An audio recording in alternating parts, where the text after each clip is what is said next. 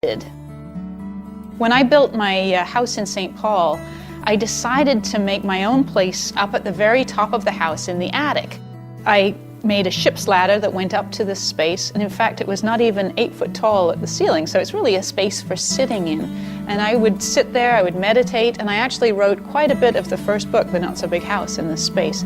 It was wonderful, it was charming, it was filled with the things that were personal to me, and it was something that just inspired me. It really allowed that inner spirit to start expressing in everyday reality because I had this place. In this remodeled house by architect David Amory, both the husband and wife have places of their own. The husband has a lovely spot right off the master bedroom with all of his books. It's not a large space, but just very comfortable, very much his own expression. And then the wife has a space that's actually off the kitchen through a little hallway. And this is a tiny room, but it's charming and it's got the things that she loves surrounding her.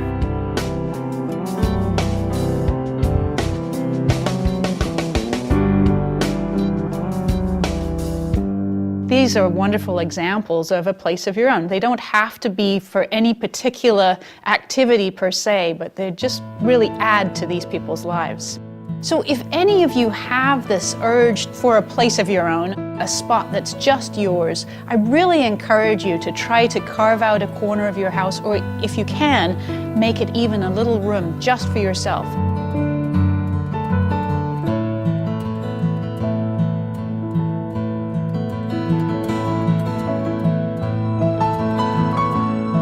As you start to do this, as you make these places in your home, you'll start to find that that part of you that wants expression has the ability to start moving into the world. And so when you build it, sure enough, out comes that expression, and you find your own life much more full as a result.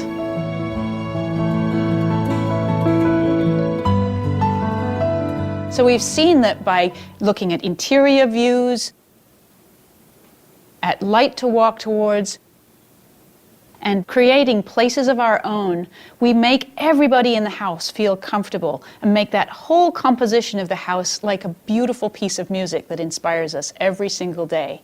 It becomes a really transformative experience when you live in a house like this, and one that you'll never regret.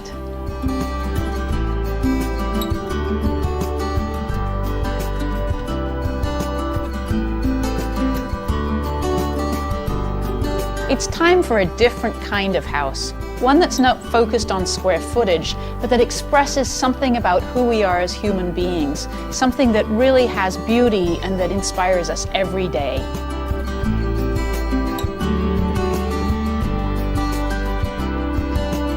There are many reasons, from aesthetic to practical, why the house of the future will be not so big. Families are getting smaller. Many people are seeking to simplify their lives. We're also looking into the future and beginning to grapple with how we can maintain the Earth, our collective home, in a state of balance. In fact, incorporating not-so-big principles should be the first step in sustainable design. It is a blueprint that will help us to find our way toward a more sustainable future, and that's the real promise of Not So Big.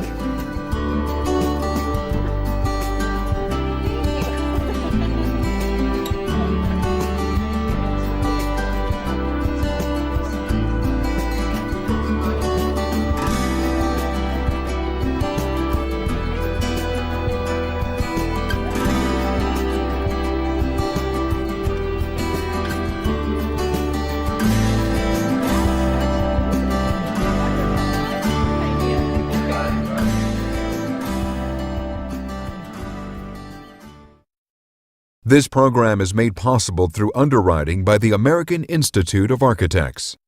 Members of the American Institute of Architects, who believe that good design can enhance the quality of life for this and future generations. The AIA, good design makes a difference. With additional funding provided by Marvin Windows and Doors.